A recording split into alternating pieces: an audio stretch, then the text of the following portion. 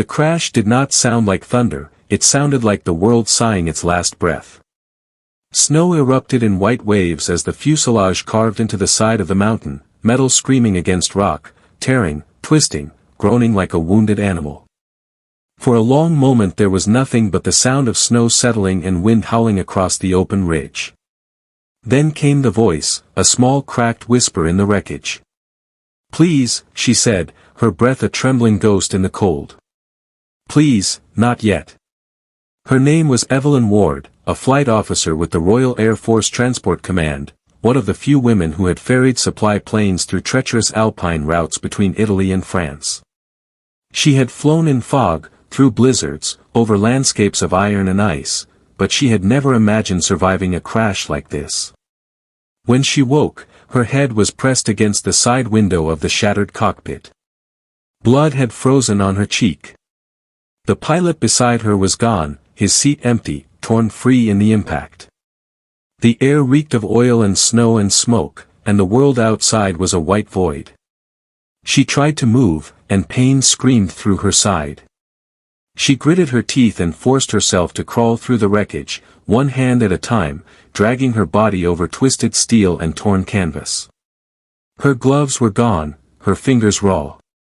Outside, the wind bit into her skin like teeth. She fell into the snow, gasping. The mountain stretched around her, immense, merciless, silent. For a long time she lay there, listening to the wind and her own heartbeat. Then she remembered her training. Move, assess, survive. She pulled herself upright and staggered toward the tail of the plane. Most of it was gone, scattered down the slope. She found a broken crate of rations, a water flask, a wool coat that belonged to the pilot. She found his cap too, half buried in snow. His name was Captain Reeves. He had a wife in Kent and a son he always talked about, a boy who sent him letters with drawings of airplanes. Evelyn tried not to think of that now. Inside the wreckage, the radio was still intact, though its casing was cracked and one antenna bent like a broken arm. She brushed snow from the dials, half expecting it to spark and die, but when she turned the knob, it hummed faintly, alive. A voice of static filled the cockpit, soft at first, then clearer as she tuned it. "Mayday, this is Bravo 7, requesting." She froze. The transmission wasn't live. It was hers. The voice coming through the static was her own. Her pulse quickened. She stared at the radio, waiting for the logical explanation. Maybe the recorder had looped a distress signal, maybe she was hearing the echo of something she had sent before the crash. But then the voice continued, not mechanical, not repeating, speaking. "This is Evelyn Ward. If you hear this, you're not alone. You're still here. Just keep listening." The sound wavered, fading in and out with the static. Evelyn's breath fogged the air. The words repeated once, twice, softer each time, until only the hiss of the wind remained. She sat there in silence, the cold pressing in from all sides. The voice was unmistakable. Her own accent, her own pitch, even the slight tremor in her RS. It was impossible, and yet she knew what she had heard. She adjusted the frequency, hands trembling. The signal was gone. Only static now, rolling like distant surf. Night fell quickly on the mountain. She built a small fire from scraps of wood and paper, wrapping herself in the wool coat. The flames threw long, flickering shadows across the wreckage, like ghosts moving among the torn metal. Her thoughts began to blur between exhaustion and shock. She kept hearing the voice in her head, not the one on the radio, but her own inner whisper, the one that asked questions she didn't want to answer. "Where is Captain Reeves? How far are we from base? Why did I survive?" Sleep came in fragments, dreams tangled with memory. She saw herself standing on the runway in Lyon, the night before the flight, watching the snow begin to fall. Captain Reeves had been laughing, his breath steaming in the cold, telling her not to worry about the weather, that she was the best navigator he'd flown with. She remembered smiling, but she couldn't remember why she hadn't told him something she should have, a feeling, a fear, something unspoken that now gnawed at her like hunger. When she woke again, the fire had died. The wind had risen, screaming down the slope. Snow covered half the cockpit, pressing against the windows like white fog. She turned the radio on again. Nothing. Just the hum. She adjusted the knob, slowly, carefully, scanning frequencies. For a long time, nothing changed. Then, faintly, a whisper. "Evelyn." She flinched, eyes wide. The voice was quiet but close, almost inside her ear. "Evelyn," it said again, soft, almost kind. She leaned forward, heart hammering. "Who is this? Identify yourself." Silence, then the sound of static shifting, like wind through leaves. And then, impossibly, her own voice again. "Don't go outside. Not yet." Her hands trembled on the dial. "What do you mean? Who are you?" No reply. The signal faded again, leaving only the wind. She sat there for a long time, staring at the radio, trying to steady her breathing. The rational part of her mind fought to explain it, maybe she was delirious, concussed, hallucinating. But the signal had been real, tangible. She could still hear the slight distortion, the crackle of the transmitter, the rhythm of her own voice coming from somewhere beyond the mountain. When dawn came, the sky was a pale sheet of gray. She ventured outside, her breath freezing as she moved. The snow was waist-deep. The world felt endless and empty. She climbed a short ridge to look for any sign of wreckage below, or maybe a trail, anything. That was when she saw it, faint tracks in the snow, leading away from the crash site. Not hers. Two sets of prints, half covered by fresh snow, heading toward the lower valley. Her heart lurched. Someone else had survived. She followed the tracks for a while, but they grew faint, then vanished near a sharp drop. Below was a long slope leading into a ravine filled with fog. She couldn't see the bottom. When she turned back toward the plane, something caught her eye, a glint of metal half buried in the snow near a rock. She knelt and brushed it away. It was a second transmitter, smaller, portable, marked with British insignia. Not standard issue for her aircraft. She frowned, lifting it. The dials were intact, and when she turned it on, it came alive instantly. Static. Then, faintly, a voice. "Evelyn, if you're hearing this, you need to listen carefully. You are not supposed to be here." The voice was hers again, calm, controlled, slightly older. Her breath caught. "What?" But before she could finish, the signal spiked, and a high tone filled the air, sharp, piercing, like feedback screaming through her skull. She dropped the device in the snow, clutching her head. When the sound stopped, the world was silent again. She picked it up carefully. The screen flickered once more, then went dark. The wind rose behind her, whistling through the wreckage. And for the first time since the crash, Evelyn felt something heavier than cold settle in her chest, the strange, absolute certainty that she was not alone on this mountain, and whatever else had survived the crash was not entirely human. The mountain had stopped roaring, but the silence was worse than the storm. It pressed against her ears like water, heavy and endless. Evelyn sat beside the wreckage, clutching the small transmitter to her chest as if it might still be warm. The snow hissed softly around her boots, fine powder dancing in the wind. She turned the device over in her hands, tracing the worn metal with her fingers. It was clean, too clean, as if it had not been buried long. The markings on the side were British, but faintly scratched out, replaced with a smaller engraving, a single word that made no sense at all. Eidolon. She said it aloud, the sound vanishing into the white air. It felt strange in her mouth, like a name half remembered from a dream. Inside the cockpit, she set the transmitter on the console beside the main radio. She lit another small fire and held her hands over it, trying to chase the numbness from her fingers. The smell of smoke filled the cabin, sharp and comforting, a fragile defense against the cold. Her reflection stared back from the cracked glass of the radio screen. Her face was pale, a thin cut along her jaw, eyes wide and hollow from sleeplessness. She looked like someone else, someone older. "Eidolon," she whispered again, as if saying it might summon meaning. She turned on the transmitter. Static rose, low and soft. For a long time she just listened to it, the faint crackle and hum filling the silence like breathing. Then, faintly, beneath the noise, came the first sound, a single tap. Then another. Then a slow, deliberate rhythm that formed a pattern. Morse. She leaned closer, translating by instinct. Notalone. Her heart thudded once, hard. She pressed the transmission key. "Who are you?" she said. "Identify yourself." No reply. Only static.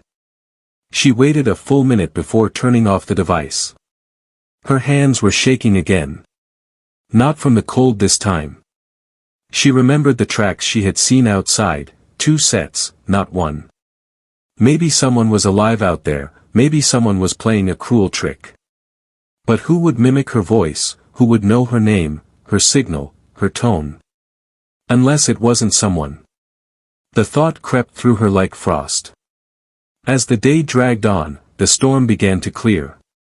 Sunlight broke through the clouds, turning the snow into a sea of blinding white.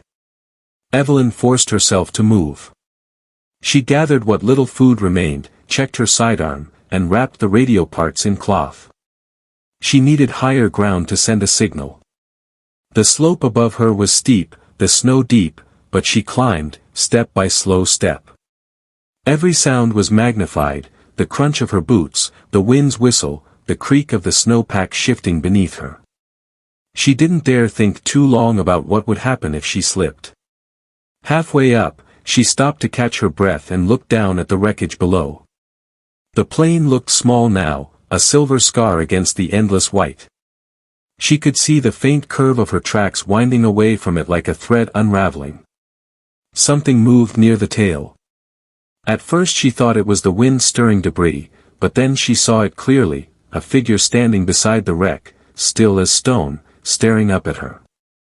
The sunlight glared too bright to see details, but she knew instinctively it was not Captain Reeves. The shape was taller, shoulders wrong, movements deliberate. She blinked and it was gone. Her throat tightened. The snow at her feet began to slide, and she stumbled, catching herself against a rock. Her heart was pounding so hard she thought it might shake the mountain apart. When she reached the ridge, she found a small plateau sheltered by stone outcroppings. From there, she could see down into the valley, a vast sea of fog and distant ridges, cold and endless. She set the transmitter on a flat rock, connected it to the portable battery, and began tuning frequencies. Minutes passed. Then the signal came, faint but steady. Her voice again. "Evelyn, if you're there, you need to listen. You crashed near Sector 9, coordinates unknown. You're in a time fold. It's repeating. You have to find the beacon before nightfall, or it resets." The message looped once, then cut out. She sat frozen, the words sinking in like ice water. Time fold. Repeating. It was impossible. And yet, something in her memory shifted, a flicker she couldn't quite grasp. The same dream over and over. The same snow. The same sound of metal tearing. She tried the transmitter again. "Who is this? Why are you using my voice?" Static answered, then the faint whisper of breathing. Then, softly, "Because I remember what you forgot." The signal cut off. Evelyn's pulse hammered. She turned off the device and pressed her hands to her temples, trying to think. Maybe it was coded language. Maybe the transmitter had been part of an experiment. She had heard rumors during the war, strange research projects, psychological warfare, radio waves meant to disorient enemy pilots. But the tone of the voice had been different this time. It wasn't recorded. It was speaking to her. As dusk began to fall, she descended toward the wreck again. The shadows stretched long across the snow, dark fingers reaching toward the plane. Her footprints from earlier were gone, erased by drifting powder. When she reached the cockpit, the air inside felt colder than before. The fire had long died, and frost lined the glass in delicate veins. She pulled the transmitter from her pack and set it down.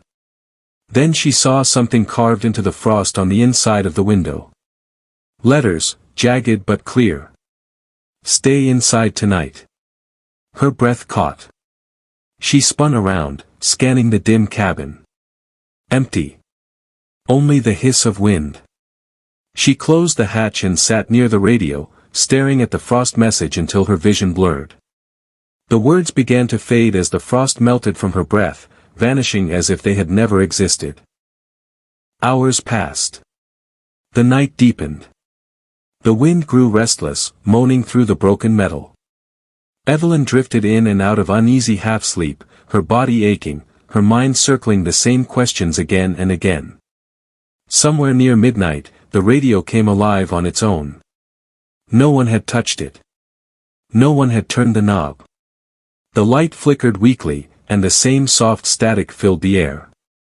Then she heard footsteps. Not outside, inside.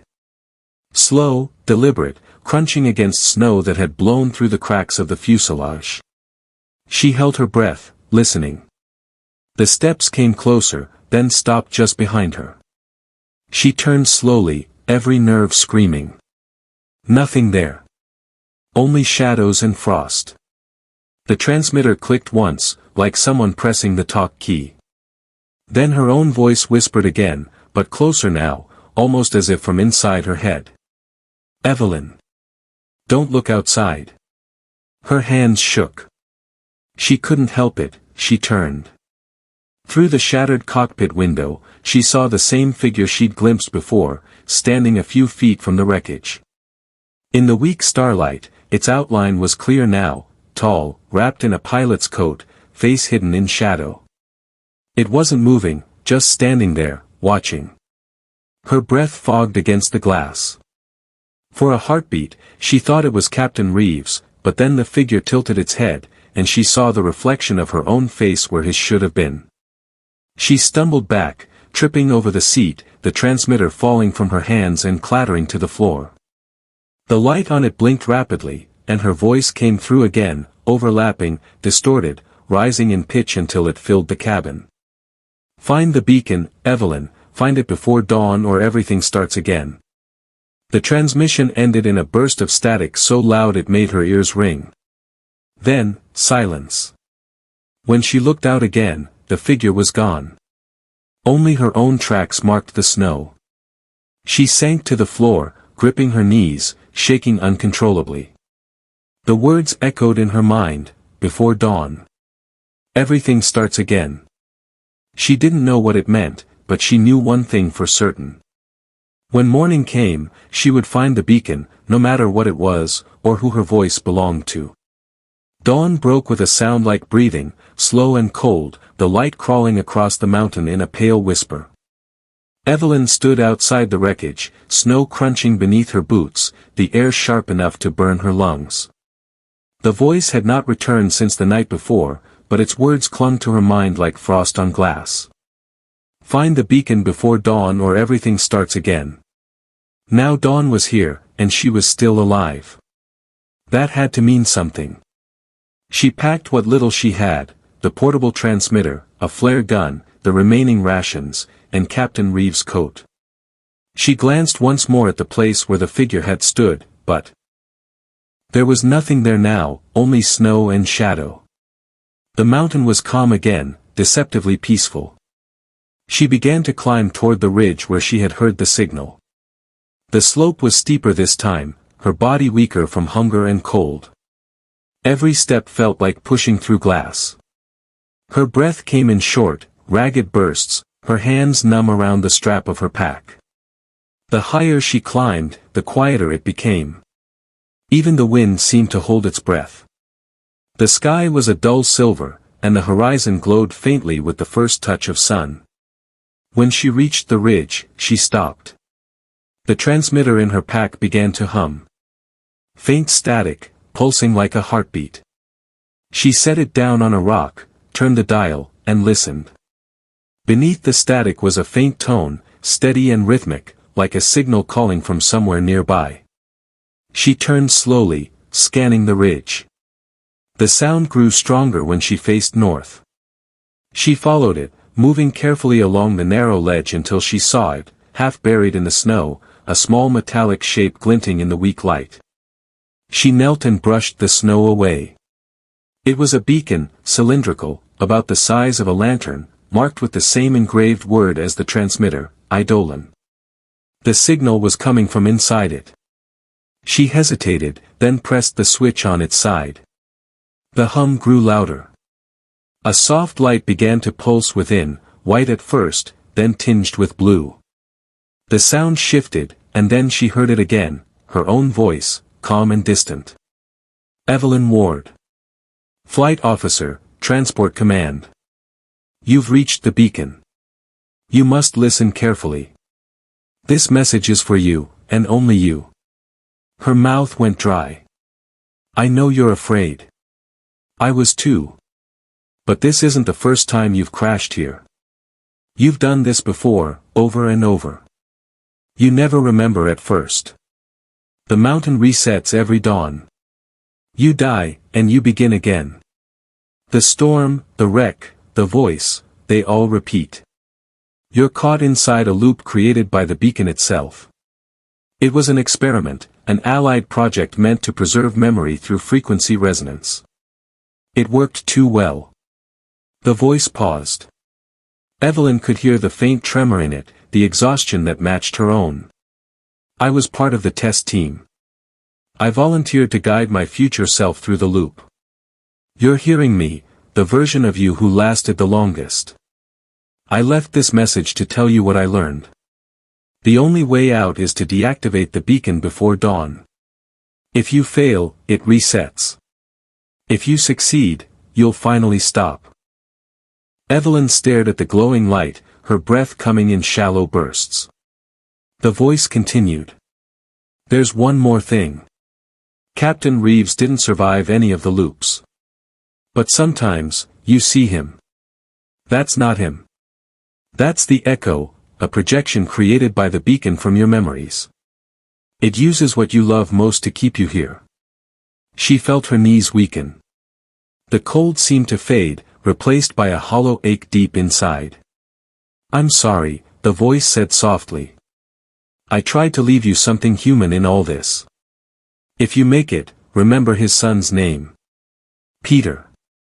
He deserves to know his father was brave. Then the message ended. The light began to flicker, growing brighter, the hum deepening into a low vibration that made the snow tremble beneath her feet. Evelyn stepped back, shielding her eyes. She understood now. The beacon wasn't a rescue signal. It was a trap. A loop built to preserve her, to study her survival instincts again and again. The voice she'd heard had been herself, trying to help, trapped across time. The sun was beginning to rise higher. She had minutes left. She drew the flare gun from her belt, aimed it at the beacon, and fired. The flare hit with a burst of red light, smoke curling upward. The beacon sparked but didn't break. The sound intensified, rising in pitch, painful, shrieking. She fired again. This time, the casing cracked. A bright surge of blue light burst outward, and she was thrown backward into the snow. For a moment, she saw everything at once, the crash, the storm, the radio, her reflection whispering through the static, all collapsing into a single point of light. Then silence. When she opened her eyes, the sky was clear. The beacon lay broken beside her, its light gone.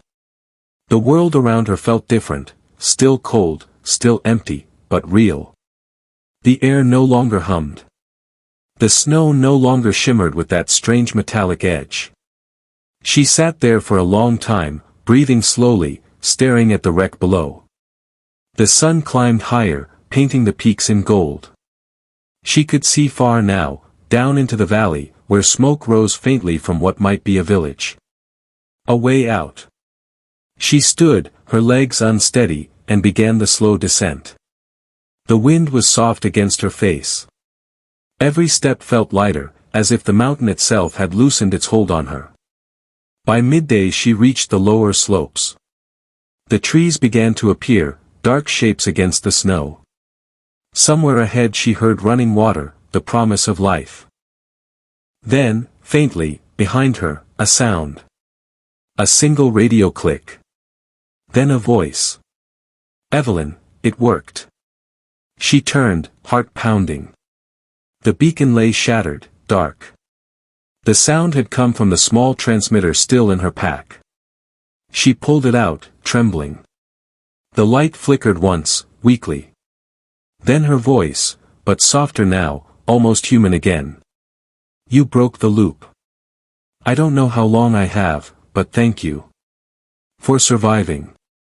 For finishing what we started. The signal faded, replaced by quiet static that slowly dissolved into silence. Evelyn closed her eyes. The tears came without sound. She sat for a while beside the river, the transmitter beside her, the mountains rising behind like sleeping giants. For the first time since the crash, she felt the warmth of the sun on her face. When she finally stood, she left the transmitter on a rock and kept walking toward the valley. Behind her, the snow began to fall again, gentle and endless, covering the wreck, the beacon, the traces of her passage. The mountain exhaled once more, a long slow sigh that sounded almost like relief. And far above, carried on the wind, came the faintest whisper, not of static this time, but of a voice at peace. Evelyn Ward, Flight Officer, Transport Command. Mission complete.